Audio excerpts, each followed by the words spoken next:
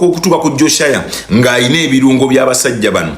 Kyova olaba Bayibuli bw'eba eyogera ku basajja bano teyogera ku mannya, teyogera ku bakitaabwe bwe baba baintroduce nga bagamba bwe bati bagamba he did what was right in the eyes of the Lord and walked in the ways of his father David. Teboogera ku taata we Amoni nedda mukwano, boogera ku taata we Dawudi. Lwaki? Kubanga tuli mu Davidic covenant. Katonda ya relating abantu bano ku Dawudi yabazaayo eri omukisa gye gwatandikira.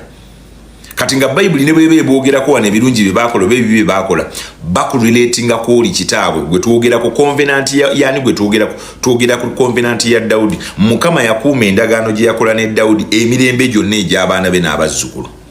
So kati buli Bayibuli weeba oyogera ne ku baana ku bazzukulu ku baani taata muyita Dawudi newankubadde nga taata we yali Amoni. Hallelujah. So Bayibuli egamba nti he walked in the ways of the Lord just like his father David.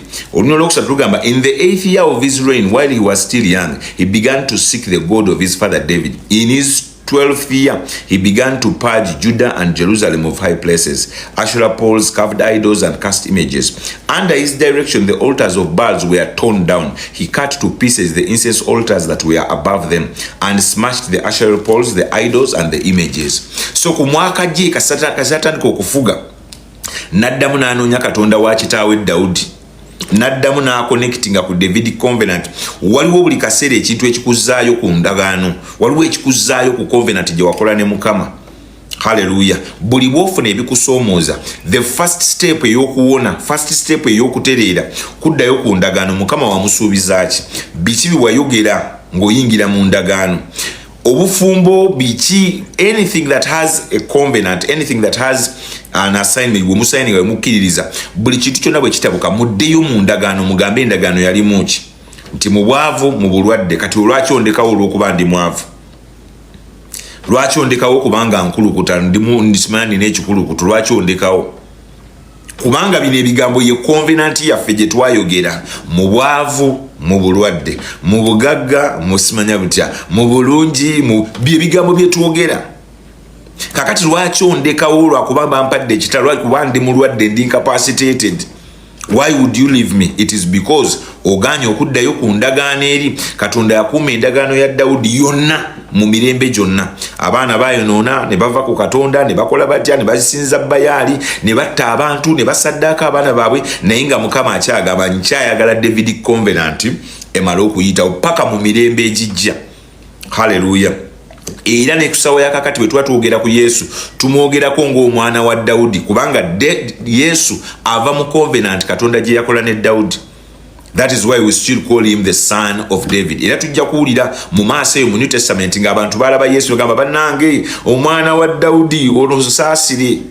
They refer to the covenant. Hallelujah. So Bible yegamba he broke to pieces and scattered over the graves of those who had sacrificed to them. He burnt the bones of the priests on the altars and so purged Judah and Jerusalem. In the towns of Manasseh, Ephraim and Simeon, as far as Naphtali, in the towns reigns around them, he tore down the altars of Asherah poles, crushed idols to power, and cut to pieces all the incense altars throughout Israel. Then he went back to Jerusalem. So omuvubuka ono Joshua kye yakola yagenda mu bibuga ebirinaanyeewo, n'agenda mu Nafutaali, n'agenda mu Manase, mu Efulayimu, ebibuga ebinene ebyali birinaanyeewo, n'agenda ng'asaanyaawo ebyoto bya Bayaali byonna. Hallelujah. So he paved way, yakuuta ekkubo, yaggulawo ekkubo lya Mukama. Jjajjaawe Ezekaya yali yaggulawo emiryango gya yeekaalu, kati Joshua n'agenda ng'ayera ekkubo. Hallelujah. Waliwo ekiseera bwe kituuka abaana ba Katonda ng'olina okuddamu n'ogamba omanyi ekijja kijje kangende njere ekkubo, kanjerera abaana bange ekkubo, nze kanneeweeyo mboneebone naye abaana bange baleme kubonaabona, baleme kutuuka mu eno embeera. Kino ekintu kikoma ku nze. Hallelujah. Wayinza okubaayo patani ebadde ejja mu bulamu bwe wammwe. Sister wa omuto ali ku lujja alina abaana babiri. Sister wa muddaka ali ku lujja alina abaana basatu. Sister wa alina abaana mwana wa ssenga wa alina abaana bana ali ku lujja. Kwegamba nga waliwo ekintu ekiraga mu family yammwe kiri awo wekityo. Kakati naawe tolaba essaawa zino olina boyfriend muli awo muzannya. Naye nga ate akabonero omaze okukalaba. First born wammwe ali awo ku lujja alina emmami awo. Alina abaana be babiri, omusajja amusulawo n'adduka n'agenda. tebakyala tebayanjula tebakola mbaga kati ate gwe oli mukweri kati saa zino oli mukusekaseka na bulenzi gwe tolaba nti nekikunoonya kikonkonye ku luggi lwo ekikunoonya kikonkonye abaana basengaawo bonna sengaawo oli owawali ekateete bonna bali ku lugja abaana ba muganda wa taatawo bali abawali nateete bonna bazaalira ku lugja balina abaana babiri tebalina basajja kati ate gwe oli mukuzannya na boyfriend kati tolaba nti ekikunoonya kikonkonye kituuse gwe toyinaamu maaso galaba nti kino ekintu kirabika kati kintuuse kintuuse nkoze ntya tuyinza okubeerawo ng'oli awo naye abantu abakunoonya batuuse kati olina okutuuka n'ogamba lindako ekinoonya bwe kibanga kituuse nkola ntya how am I going to handle this.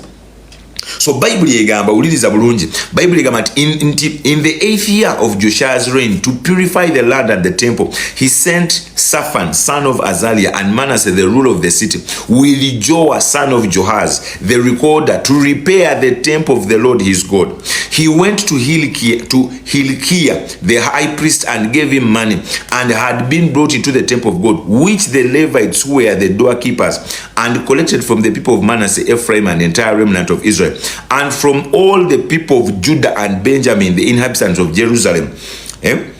Then they entrusted it to the men appointed to supervise the work of the Lord.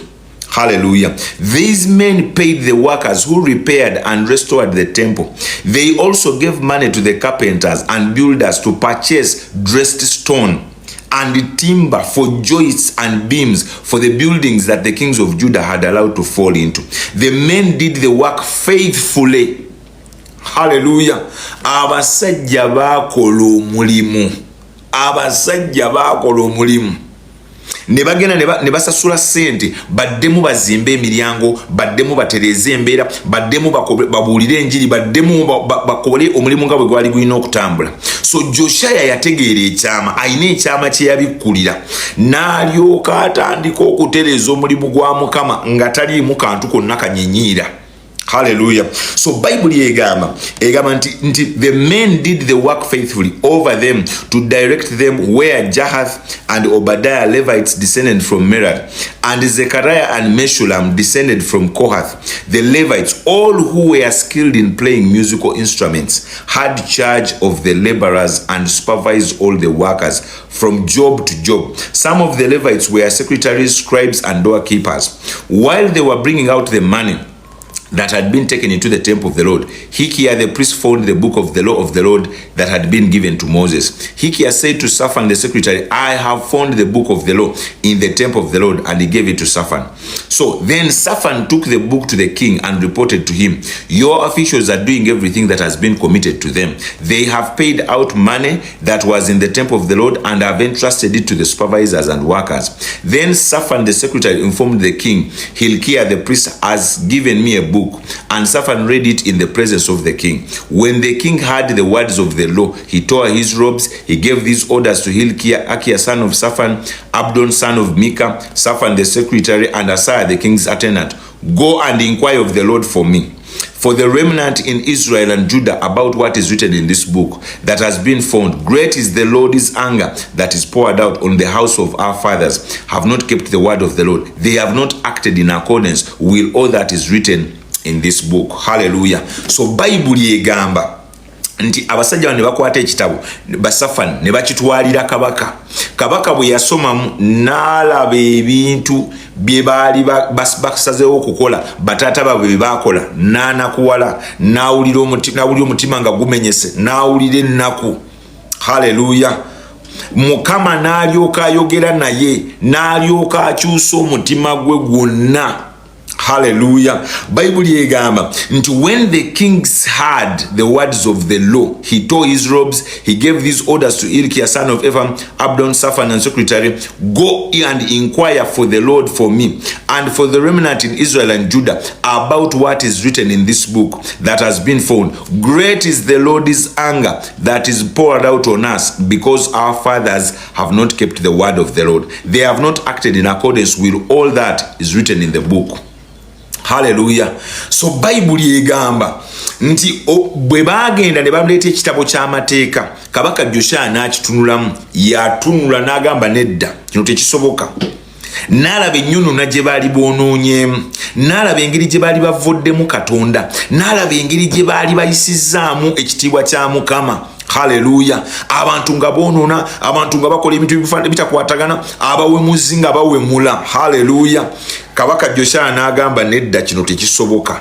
Waliwo ekitiibwa kya Katonda ekirina okweraga. Hallelujah. Ekitiibwa kya Katonda nga kirina okweraga, na Mukama oteeka okuvaayo okole kubanga oli Katonda. Hallelujah.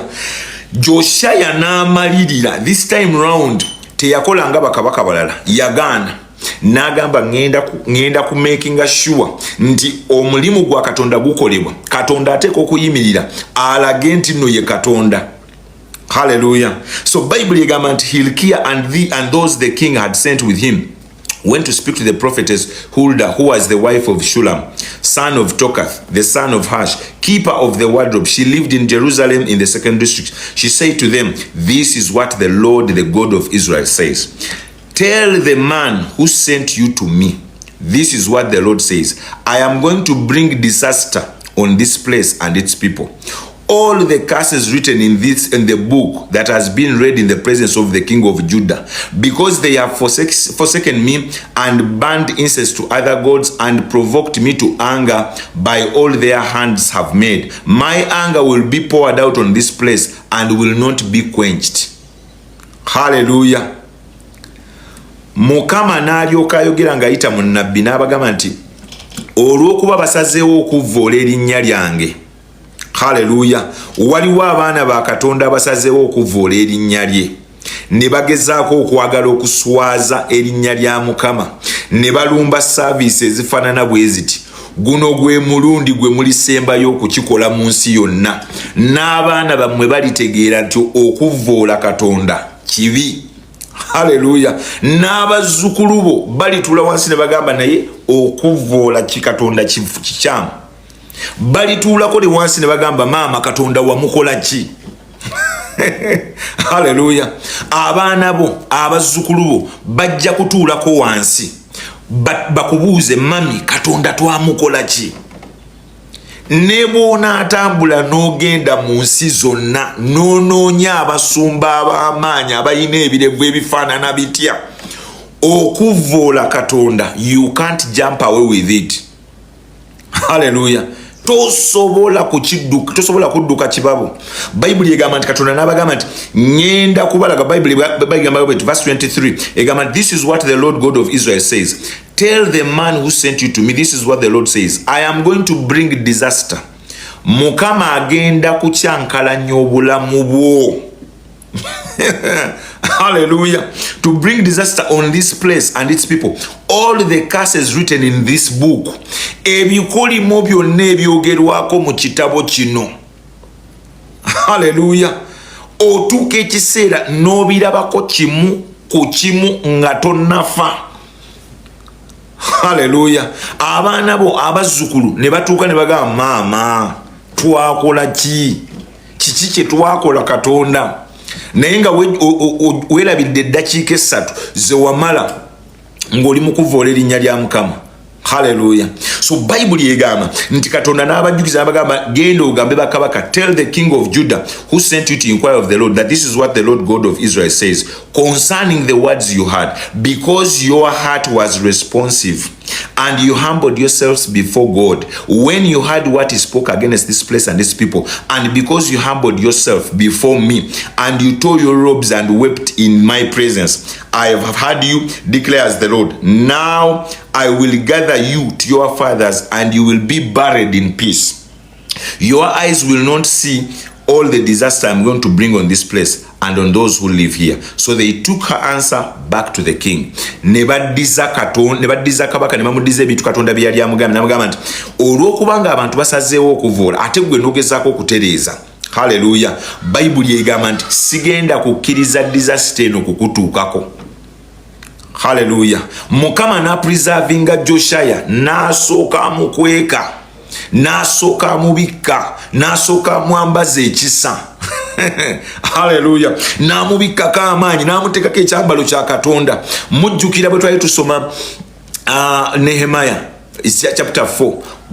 Nehemiah bwe yali azimba ekisenge kya Yerusalemu, abasajja ba Sanballat bajja ne bamugamba naye gwe byozimba obitegeera. Byozimba tobitegeera. Naye Nehemiah bwe yawulira ba Sanballat nga bagezaako okulwana, agamba ngenda kusigala nga mpeereza Katonda. Kano ke kabonero kendabye. Tewali yalumba munafu. Bana abasajja balumba omwana nga atandise okusala, atandise okutema ebyoto bya Bayali, atandise okujjawo Ashare poles, atandise okujjawo amasabo, atandise okujjawo ebintu byonna ebyali bireese obukyafu mu maaso ga Katonda, ne balyoka baagala okulumba. Haleluya. Mukama n'abagamba nedda, kambalageko mukono gwange. Hallelujah. So Bible egamba nti Mukama n'abagamba, because your heart was responsive and you humbled yourself before God when you heard the people speak against this place, because you humbled yourself before me and tore your robes and wept in my presence, I have heard you. Mukama n'amugamba, nkuwulidde Joshaya, mpulidde okukaabako, mpulidde essaala yo, mpulidde ennaku yo. Hallelujah. Namugamba kati olw'okubanga osazeewo okumpeereza, olw'okubanga osazeewo okunnoonya, ngenda kukuuma, ngenda kukugabirira, ngenda kukweka, ngenda kuwanika, ngenda kukuwa ekitiibwa. Hallelujah. Mukama n'alyoka alwanira Joshaya olutalo lw'otalabangako. Yesu yeebazibwe. Mukama n'alwana olutalo, n'alwana olutalo, n'amenya ebisenge byonna. Oyo muweereza wa Mukama temufaako mumuleke, ali mu presence ya Katonda. Katonda ajja kukola ebyekisa mu bulamu bw'abantu abasalawo okumunoonya, abasalawo okumuwanguza, abasalawo okumuyita emisana n'ekiro. Haleluya. Buli kintu kyonna ky'okola, it is a seed. Ofuna ensigo zaakyo n'ozikungula 10 ku 10. Era olaba n'amannya ge beeyita. Haleluya. Naye atuuka ekiseera n'akifuna. Abaana bekyobulaba nti tugamba abantu nti buli kintu kyonna kyokola kirowoozeeko. Lwaki? Oyinza okusiga ensigo enkambwe, n'otambula amakanisa, n'otambula amawanga, abantu bonna batandika kugamba naye mukazi yabaaki. Omukazi yabaaki. Mwe musanga abantu abeewalula ku street, oli myaka simanya emeka nga yeewalula akola atya, n'onakuwala n'ogamba naye Mukama talina kisa, ono omukazi bw'ati n'abeera n'alina obwana ku mugongo. Mukwano, waliwo abantu b'ebintu bye bakola mu presence ya Katonda nga ne kenyini tamanyi kimutuuseeko. Hallelujah. Kati tulina okumakinga sure nti buli kintu kyonna bino ebintu byonna tuyigiriza. These are some of the examples byentera okubagambako nti omulaba anoonya mu kiseera wakati. Era nga bwolaba Joshaya, Mukama atuyambye okutegeera enjiri y'olwaleero nti Joshaya yali amaliridde okutereeza tempo, amaliridde okutereeza obwakabaka, naye ng'ate bano abasajja baagala kukola bikyamu. Bali mu kuvvoola Katonda, bali mu kuwemula wakati mu service. Joshaya n'agamba nkola ntya, n'agenda ne yeebuuza ku Mukama. Haleluya. Eyo ye practical enjiri. Mukama buli weebeeranga ayagala okugituusa ku mitima gyaffe, atuleetera practical examples, atuleetera obujulizi obukwatibwako. Haleluya. Kati kino kirina okuyigiriza musumba, mbeera ntya focused mu kiseera ng'omulaba nnumba, osigala ku ekyo Mukama kye yakutumye. Tosagaasagana, todda bbali. Buli wolaba omulabi ng'agezaako okudivert nga sigala ku kiri Mukama kye yakutumye, sigala ng'ofokasinze. Lwaki? Joshaya bwe yakikola, Bayibuli egamba Mukama n'amugamba olw'okuba wayuzizza engoye n'olaga n'ennaku ng'abantu bano bavvoola Katonda, gwe togenda kulaba ku nnaku eyo gye ngenda kuteekako Isirayiri. Hallelujah. So Bible egamba n'amugamba nti I am not going to bring the disaster on you. Olunyo lwa 28 lugamba, now I will gather to you your fathers and you will be buried in peace. Your eyes will not see all the disasters I'm going to bring on this place, on those who live here. So they took her answer back to the king. Hallelujah. Bible igamba, then the king called together all the elders of Judah and Jerusalem. He went up to the temple of the Lord with the men of Judah, the people of Jerusalem, the priests and the Levites, all the people from the least to the greatest. He read in the hearing all the words of the book of the covenant, which had been found in the temple of the Lord. Bible igamba nti Joshaya n'akwata ekitabo kya Katonda kye bali bamuwadde eky'amateeka n'agenda mu tempo n'akisomera abantu. Joshua asoma ki? Asoma covenant ya Mukama gy'alina ku Dawudi. One of the most interesting things mu bulamu bwa Joshua bwe buno, yayagala nnyo era yatuukiriza nnyo okusoma ebyawandiikibwa ate n'abitambuliramu. Hallelujah. So Bible egamba nti the king stood by his pillar and renewed the covenant in the presence of the Lord. Okawuliddaako. Kabaka bwe yamala okusoma ekitabo ky'amateeka kye baamukwasa mu ngalo nga Mukama amaze okumusuubiza okumuprotecti, nga Bible egamba n'azza buggya endagaano ye ne Katonda. He renewed his covenant with the Lord. Can you imagine? Yaddamu n'arenewing enkolagana ye ne Mukama. Hallelujah. Bible egamba nti to follow the Lord and keep his command, regulations and decrees with all his heart and all his soul, and to obey the words of the covenant written in this book. Verse 32, then he had everyone in Jerusalem and Benjamin pledge themselves to it. The people of Jerusalem did this in accordance with the covenant of God, the God of their fathers. Hallelujah. Bible gamba Joshua removed all the detestable idols from all the territory belonging to the Israelites. And he had all who were present in Israel serve the Lord their God. As he lived, they did not fail to follow the Lord, the God of their fathers. So Joshua yali musajja mulala nnyo ye we yajja. Yasooka n'atereeza emirimu gyonna egyali gikyankalanye, n'afuumula bakabaka bonna bano abaali basinza Babaali, n'alyoka ateeka ebibumbe ku ttaka, n'ayokya amasabo, n'azimbulazimbula gazimbe ga altars ze baali bakoze ez'okusamira. Bwe yamaliriza okukola ebintu ebyo n'akwata ekitabo ky'amateeka n'akisoma. Bwe yamala okulaba endagaano ezakirimu n'addamu n'arenewinga covenant ye ne Mukama. These are the things bye tukola era bye tusiba twogera ennaku zino.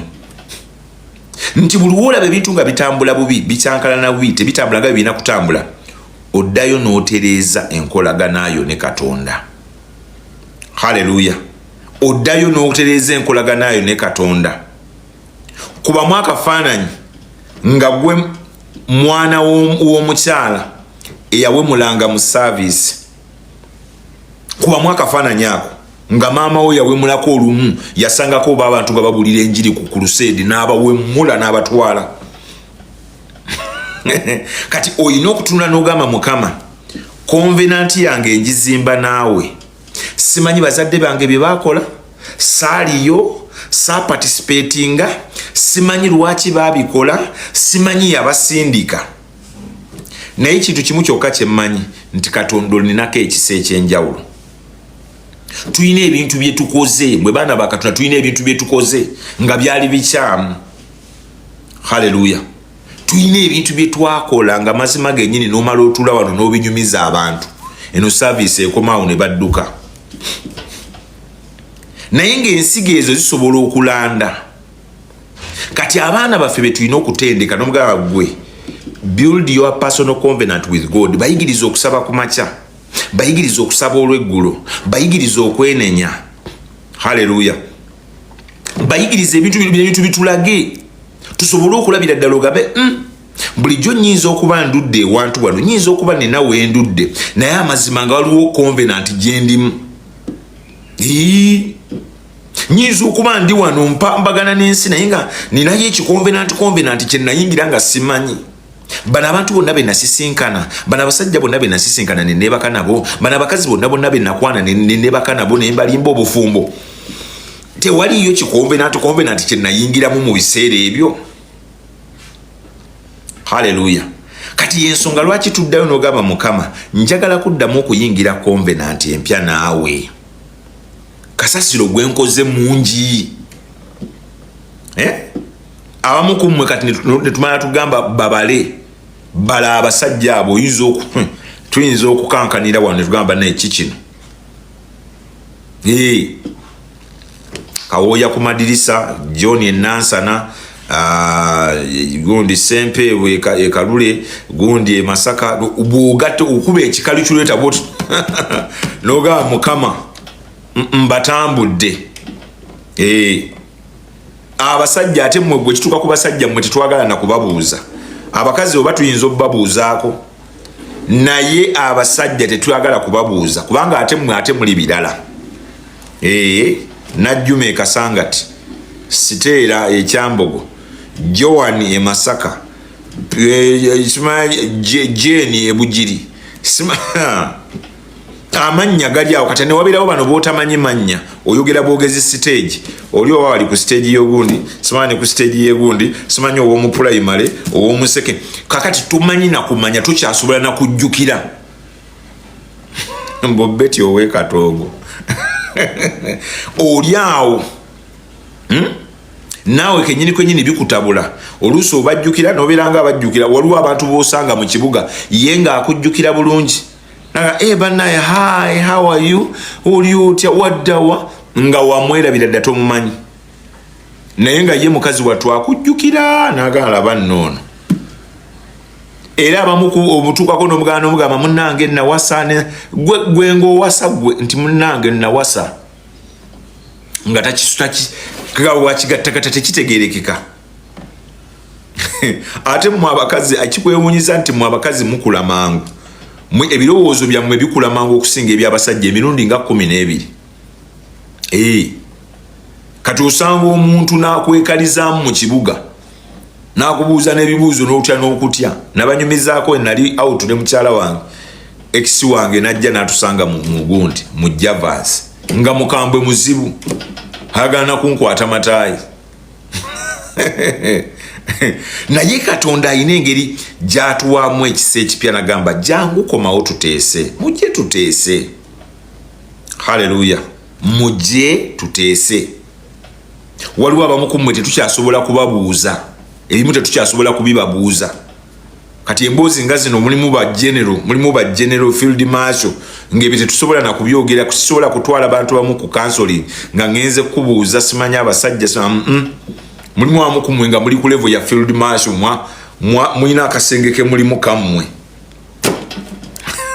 haleluya naye ekisinga obukulu si kwe kumala ennamba si kwe kugamba nti bantu bameka abampiseemu nedda ekisinga obukulu kwe kuddayo ku mmeeza ne Katonda ne mutuula n'omugamba Mukama nti omanyi Babula waabwe nkomyewo nze Babula Nsubuga nkomyewo mu maaso go Mukama nzize tuteese njagala tuteese njagala tuzimbe yenkolagana empya haleluya ene enkolagana ti egenda kubeera mu mwami Kayondo yekka nti yes haleluya n'okumawo n'otula bulungi ku mmeeza n'obikkula ebitabo bayibuli egamba nti Joshaya yakwata ebitabo by'amateeka n'abibikkula n'abisoma ate bwe yali agenda bisoma wuliriza bayibuli egambye nti verse 29 then the king called together all the elders of Judah and Jerusalem. Verse 30, he went up to the temple of the Lord with the men of Judah, the people of Jerusalem, the priests and the Levites, all the people from the least to the greatest. Yakunganya banaku, nakunganya bakabona, nakunganya tagenda bawa mmere tagenda bawa sente. Ngagenda kubasomera kitabo ky'amateeka ye Joshaya. Hallelujah. Ekyo kye tugamba. Essaawa zino tetukunganya kunyumya, tetukunganya kusekamu. Tukunganye kusoma kitabo ky'amateeka. Bayibuli egamba nti abaana ba Katonda bwe baakungana ne Sitaani najja. Buli lukungana lwa Katonda Sitaani ajja okukebera. Baani abatali serious? Baani abatangatanga? Bayibuli egamba nti abaana ba Katonda bwe baakungana ne Sitaani najja Katonda n'amubuuza gwe Sitaani ng'ombuzeeko nnyo. Ombuzeeko nnyo obaddewa sikulaba. Musajja namugamba badde eyo nga ndi mu kuzunga nnoonya gwe nnaalya naye nina gwe nfunye. Sitaani namugamba nti mumanyi waliwo kano akasajja kendabye ku kyalo eyo naye akasajja ako tekakwagala kalabika kaagala bintu by'okawa nti Kayobu naye Kayobu nkakuweemu owulire obukaluba kaliko nkulage enkolagana Yobu gy'alina nange. Katonda abuuza Sitaani nkuweemu Kayobu nkakuweemu eddakiika olabe enkolagana gye kalina n'omutima gwange. Bakuwaanawaana mbw'ova musimanya nva kuzunga mbadde nennoonya be nnaalya.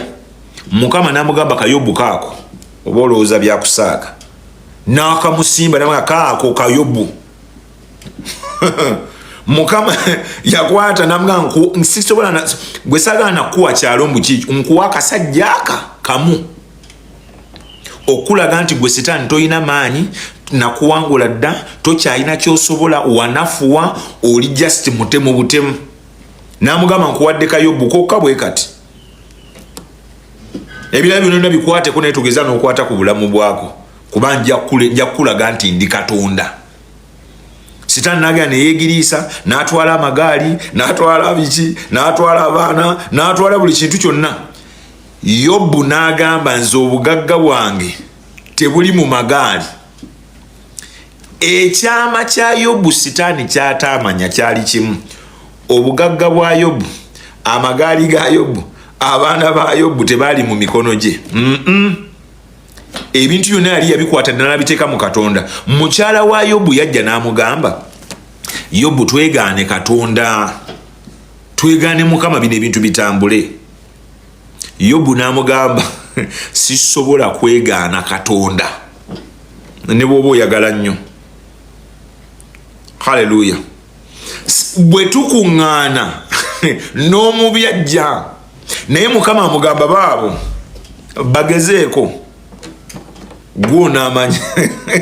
Bayibuli egamba nti Yobu yagaggawala obugagga Katonda bwe yawa Yobu ng'amaze okugezesebwa. Ayeye tobulabanga nako.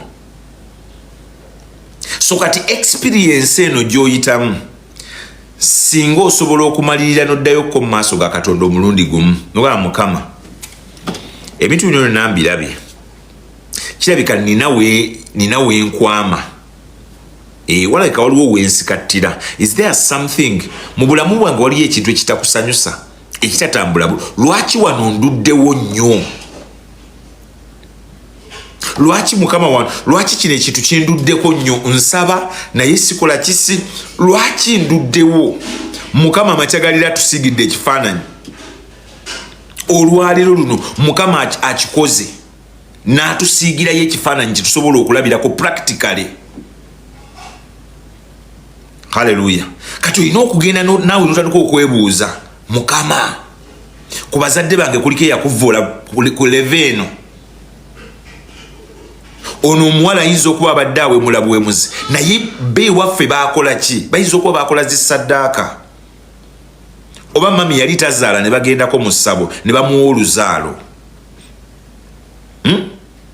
Kati tandika kuba ebikaliculeeta obiteeke ku ttaka ogabe Mukama bwe wabanga waliyo covenant yonna sigimanyi.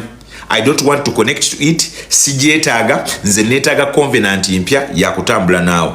Ekirala bikula ebitabo. Uliriza Bible wegamba. Bible yegamba nti all people from the least to the he read in their hearing all the words of the book of the covenant which had been found in the temple of the Lord. The king stood by his pillar and renewed his covenant. Yakwata ebitabo Joshaya muto mutabani wa Amos muzzukulu wa Kezekiya muzzukulu wa Manase.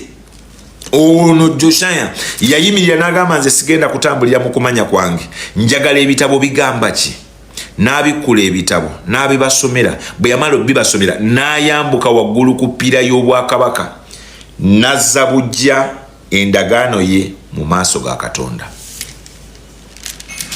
Renew your covenant. Era Bible egamba nti verse 33 Joshua removed all the detestable idols from all the territory belonging to Israel, and he had all who were present in Israel to serve the Lord their God as long as they lived. They did not fail to follow the Lord, the God of their fathers. Hallelujah.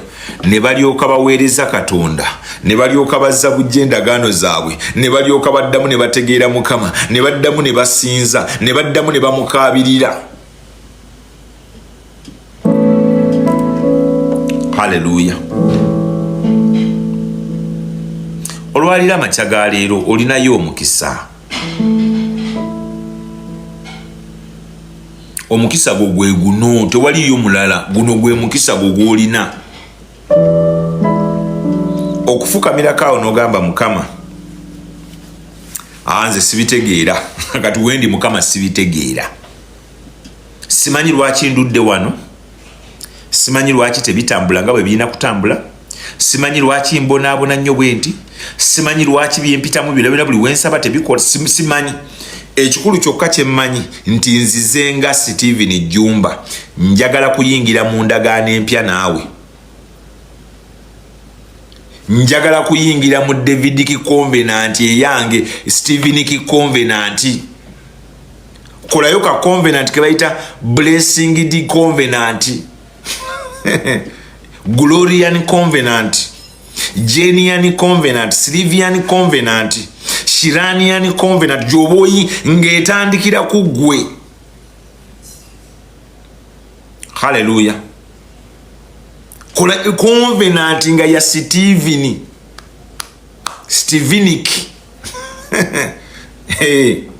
Stevenic Covenant nga ye yange Mukama atandikidde kunze. Abaana bange bali kuweereza, abazzukulu bali kuweereza, buli wonayagala okusitula omuweereza mu nnyumba yonna olisitula mu baana bange, mu bazzukulu bange mu buliva abaweereza. Stevenic Covenant netandikira awo kubanga ebyemabega tetwagala kugendayo. Taata wange bye yakola sibimanyi, kati nzireyo ntya Mukama. So njagala kuzimba enkolagana empya naawe tutu kati gwenda banga nze mutabani wo nze otandikira kunze, bwoba ogaba omukisa tandikira kunze, bwoba onunula tandikira kunze, bwoba oyamba tandikira kunze, bwoba ojja abantu mu bupangisa tandikira kunze, bwoba ogaba ettaka tandikira kunze, bwoba ogaba emirimu tandikira kunze, bwoba ogaba abaana tandikira kunze, bwoba ogaba obufumbo tandikira. Kati awo otandike nti Stevenic Covenant erimu ndagaano ki kuweereza Mukama paka obwoya bwe butugwa ku ntumbwe. Ye Stevenic Covenant gye nnina. Genda otuuleko wansi ofune akatabo ne pen owandiike Covenant yo bw'oyagala efaanane. Mu Covenant yo mulimu ki? Ngenda kuweereza Katonda obulamu bwange bwonna, sigenda kweyonoonesa, sigenda kwebakabaka n'abakazi n'abaana basajja, sigenda kukola bitya, ngenda kulindirira Mukama ennaku zonna ez'obulamu bwange, ngenda kukola kyonna ekisoboka okuzimba ennyumba ye. Genda owandiike details.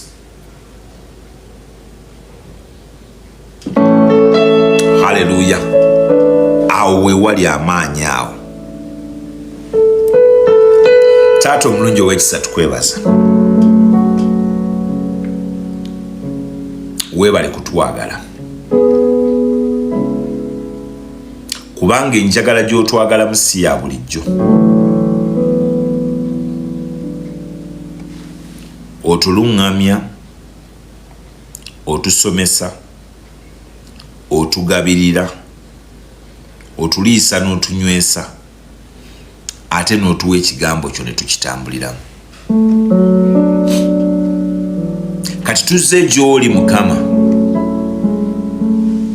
nga Joshaya bwe yayimirira mu maaso go n'ayuza engoye ze n'ava ku ntebe ye n'avunnama ng'awulidde ekigambo kyo. Entebe zaffe ez'amalala tuziyimukako, engoye zaffe ez'ekiruyi n'obusungu n'obutasonyiwa tuziyuzaamu.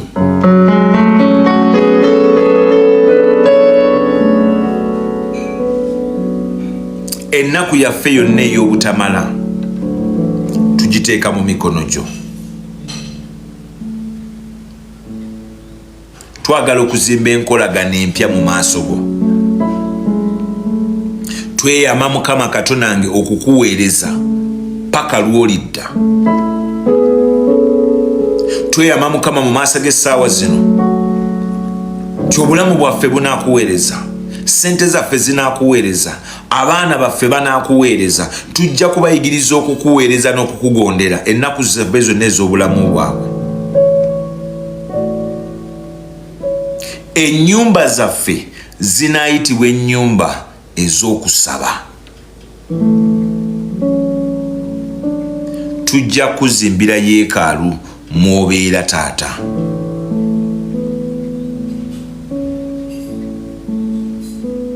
Era tujja kutambulira mu makubo go paka ng'otufudde ettendo Mukama mu maaso go. Twegaana endala zonna covenant ezibadde zitutambulirako Mukama olw'okwonoona kw'abantu baffe Mukama Katonda. Ensigo ze baatusigira nga tetumanyi zonna tuzeegaana ne tuzeekutulako, si zaffe. We don't belong to any one of them. Tetwaliyo, tetwamanya. Naye tuzze mu maaso g'Omukama otusonyiwe. Bayibuli etugamba mu 2 Chronicles chapter 7 and verse 14 ti abantu babayitiddwa erinnya ly'Omukama, yeffe Yesu, yeffe bwe wayita amannya Mukama, bwe baneenenya ne beetowaza, onaawulira okuva mu ggulu. Mukama awulira okuva mu ggulu olwaleero, otuyingize mu ndagaano empya ey'obuwanguzi. Tulina emitima gye twamenya, tulina embuto ze twakakwankumulamu awo Mukama, tulina ebintu bingi bye twakola Mukama, ne tuleetera abantu ennaku ne tubakaabya ne ku maziga Mukama Katonda, ne tusuubiza bye tutaatuukiriza Mukama. Oluusi awamu ne tubalyaza amaanya ne ssente enkalu taata wange. Naye olwaleero Mukama wange ssebo tuwulidde ekigambo, tulabyeko abaweereza Mukama Katonda nga bavoola erinnya lyo taata, ne twennyamira. Osanga naffe tubadde tutambula Mukama naye ng'enkola yaffe badde efaanana bwetyo. Osanga naffe tubadde tutambula Mukama naye nga gye tuva wafaanana bwe batyo Mukama.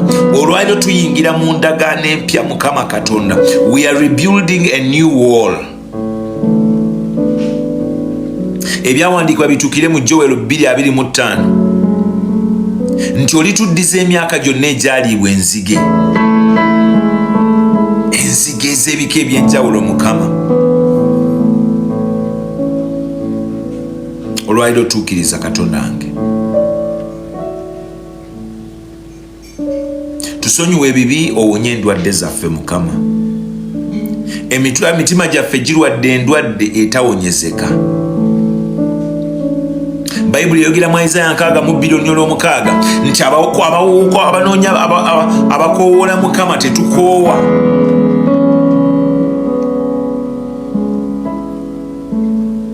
Otuwadde amaanyi nga bwe wawa Yerusaalemi okusigala ng'eyimiridde. Abajjukiza ba Mukama tetusirika. Mukama y'ensonga lwaki tetusirise. Tugaanye okusirika kubanga bw'otyo bw'oyogera Mukama. Bayibuli eyogera mu Isaiah 65:24 Mukama nti abantu abafaanana bwe bati banaabanga tebannasaba Mukama nga wawulidde dda. Tunaabanga tetunnasaba nga wawulidde dda. Otugambye mu Matayo 7:7 tukonkone enzigi ziggulibwewo. Otugambye mu Matayo 18:18 ti buli kye tunaasiba ku nsi ne mu ggulu kinaaba kisibiddwa. Otugambye Mukama Katonda wange mu Makka 9:23 ti bwe tunaabeera n'okukkiriza buli kintu kijja genda. Otusuubiza mu Makka 9:26 taata ti buli kintu kyonna kivaawo n'okusaba Mukama. Ebintu ebifaanana bwe biti Mukama bigenda na kusaba. Y'ensonga lwaki tukukaabirira, y'ensonga lwaki tukuyita Mukama, y'ensonga lwaki tukukoowoola taata waffe. Totuleka ssebo, don't leave us alone. Naye olw'obulungi bwaffe Mukama Katonda wange n'empita gy'otuyiseemu Mukama, leka amafuta go Mukama gatukkeko ssebo. Yokaana 1 mu Bayibuli egamba nti kyali kigambo okusooka, ekigambo ekyo ne kifuuka omuntu. Mukama tuwulidde ekigambo ekyo kifuuka omusaayi n'omubiri, emibiri gyaffe Mukama gikutegeere. Abalumi 8 mu Bayibuli egamba nti ffe tetuliiko musango ffe abali mu Yesu Kristo. Mukama Katonda wange kye kituleese gy'oli. Haleluya. Twali tukyali boonoonyi Mukama mu Balumi 5:8 n'oyambala omusalaba n'ogenda otufiirire Mukama. Ffenna Mukama Kitange abakunoonya taata kabaka w'abakabaka, tuyimirira mu maaso go ne tukkiriza kubanga watwambaza ekyambalo, watuwa omukwano gwe tutambulira Yesu, ge mafuta gaffe, ge maanyi gaffe. Romans chapter 8:28 Bayibuli egamba nti buli kintu kyonna kikola olw'obulungi eri abo abaagala Katonda. Hallelujah. Let your presence come. Leka ebyawandiikibwa bitukire mu Bagalatiya 6:7 toli Katonda atasekererwa. Leka ebyawandiikibwa bitukire mu Isaiah 4:3 ti abakwesiga tebaswala Mukama, batambula tebakoowa, badduka tebafeintinga. Leka Mukama Kitange ebyawandiikibwa bitukire Mukama Katonda nge mu Isaiah 4:2 Mukama Katonda ti wakati mu mazzi amangi ne mu migo egikulukuta osigala oli naffe Mukama Katonda nge. Dawudi awandiika mu Zabbuli 2:3 Mukama Katonda nti newankubadde nga ntambulira mu kiwonvu ekyekisikiriza ekyolumbe siritya kabi konna kubanga ggwe oli wamu nange. Haleluya. Wegulumize Mukama, weerage ssebo Mukama Katonda wa bakatonda Taata, tukuyimusa mu bulamu bwaffe kubanga Mukama gwe wekka gwe tumanyi, gwe wekka asobola okutukyusa Mukama. Joshua chapter 1:9 Bayibuli etugamba nti mugume munywere kubanga ndi wamu nammwe, temutya temuterebuka. Haleluya. Tukuyita mukwano gwaffe ssebo kubanga gwe maanyi gaffe, gwe kyakuddamu kyaffe. Era nga bw'oyogera mu Maka 10:23 Mukama Katonda wa bakatonda tutujje kubanga gwe wasukkuluma Mukama amawanga. Omwaka gwali gutandika n'otuwa Luka chapter 1:7 n'otugamba nti wali kigenda kukulema Mukama. Kabaka wa bakabaka tugumazeeko era nga tukiraba, otuukirize ebyo bwe wayogera Mukama Katonda, otuwanguze Mukama kabaka wa bakabaka. Mukama Katonda waffe Kitange, twekutte ku Revelation chapter 22:11 Bayibuli egamba nti gwe Alpha gwe Omega Mukama, gwe ntandika gwe nkomerero. Buli muntu ogenda kumuwa okusinziira ku kyakoze Taata. Kitange Mukama tukyalire olwaleero wabeerewo obuwanguzi. Wabeerewo obuwanguzi mu mitima gyaffe ssebo.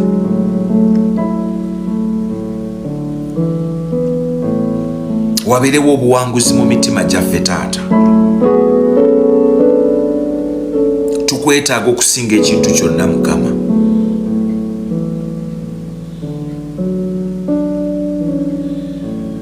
Kubanga obwakabaka n'obuyinza n'ekitiibwa byonna bibyo mirembe n'emirembe. Amiina.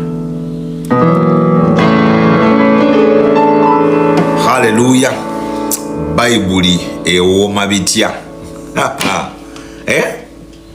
Mwe bantu abatasoma Bayibuli kambabuulire musubwa ebyaddala.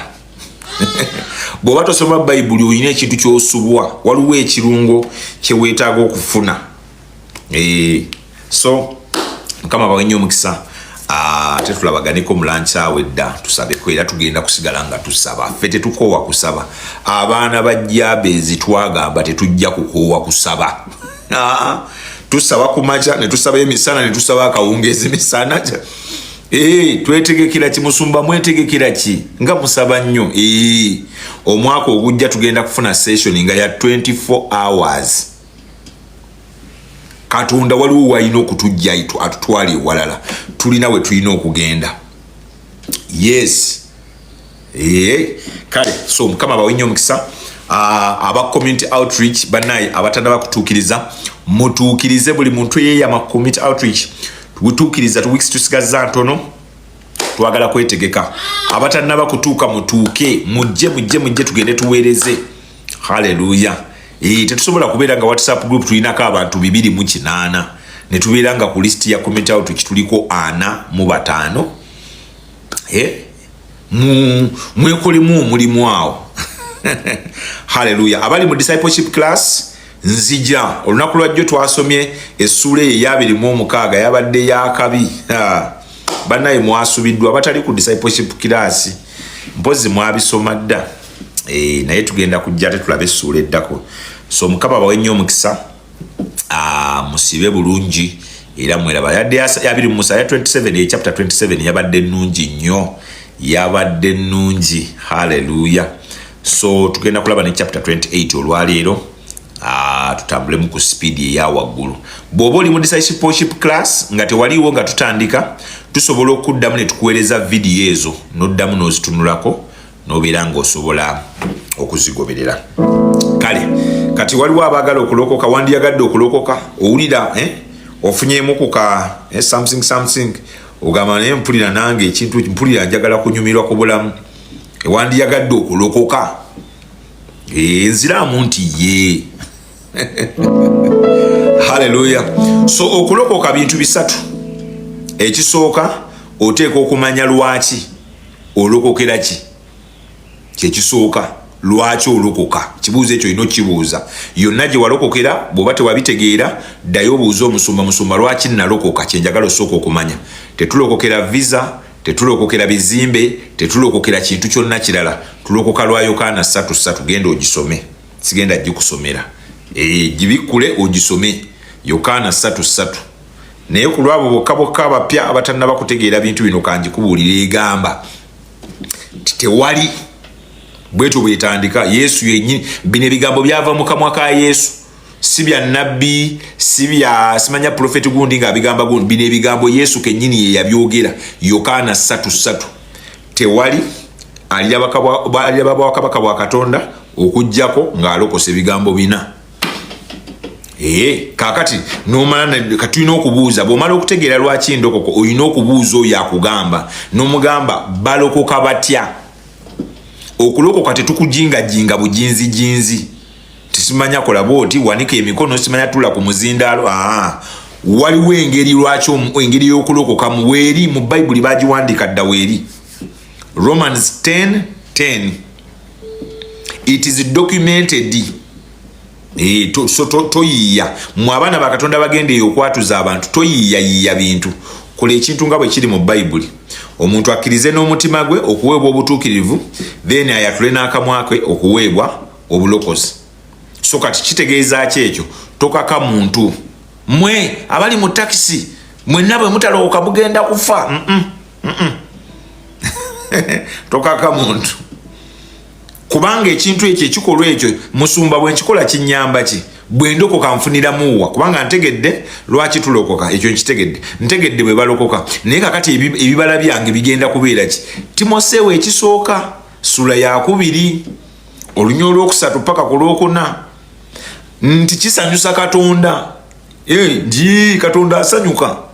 Nakuba n'akakule wabirayo ne pate bakole emmeeza ne batuula ba Yakobo ne batuula ba Moses ne balya ba Enoka. Batuula ne bagaba nange. Kasetivi ni kalokosi. Musumba obijja wa Timoseewo ekisooka sula ya 2 lunyiri lwa 3. Nti kino Katonda akyagala abantu bonna okulokoka n'okumanya amazima. Kati byebyo bisatu ebigenda okuleetera okulokoka. Obitegedde? Basi kati tulokoke. Gamba nti ayi Yesu, olwaliro ntegedde lwaki tulokoka n'engeri gye tulokokamu. Ate kitegedde nti kikusanyusa. Kati olwaliro nkomyewo gy'oli mu kwenenya. Nsonyiwe ebibi byange byonna. Nyonoonye mu kukola. Nyonoonye nga njogera. Nenyonoona nga n'okulowooza ndowooza. Nsaasira onsonyiwe.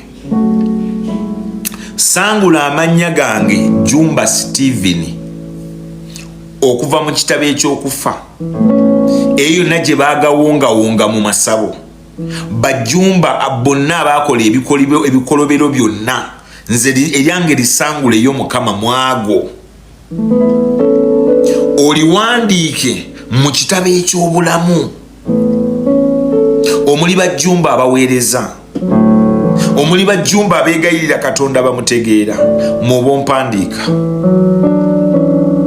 Ku lunaku luli bwe ndirabikako mu maaso g'Omukama ng'osoma abagenda mu kwesiima, erinnya eryange Jumba Steven liribeeramu mu kitabo ekyo. Guteekawo eriryo. Kati nzikiriza n'omutima gwange nga tewaliyo muntu n'omwankasi, era nenjatula n'akamwa kange tindokose. Haleluya. Ekyo kyokoze tulaba nti ekikoze ng'asaaga, naye abaana bo abazzukulu n'abazzukulu b'omuzzukulu balimanya nti taata waffe alina endagaano gye yazimba ne Katonda. Kati mpereza ka message, seningirayo ka message ku WhatsApp, ngenda kusomesa Bayibuli, ngenda kuyigiriza, ngenda kusomesa ebintu bino byonna bino biyige bulungi. nyina kuteeka ne mu discipleship class osobole okutegeera Katonda enkola ze. Mukama akuwe nnyo omukisa. And may the grace of our Lord Jesus Christ, the love of God, fellowship of the Holy Spirit be with us all now and forevermore. Amen and amen. Mukama abampere nnyo omukisa, musibe bulungi era mweraba.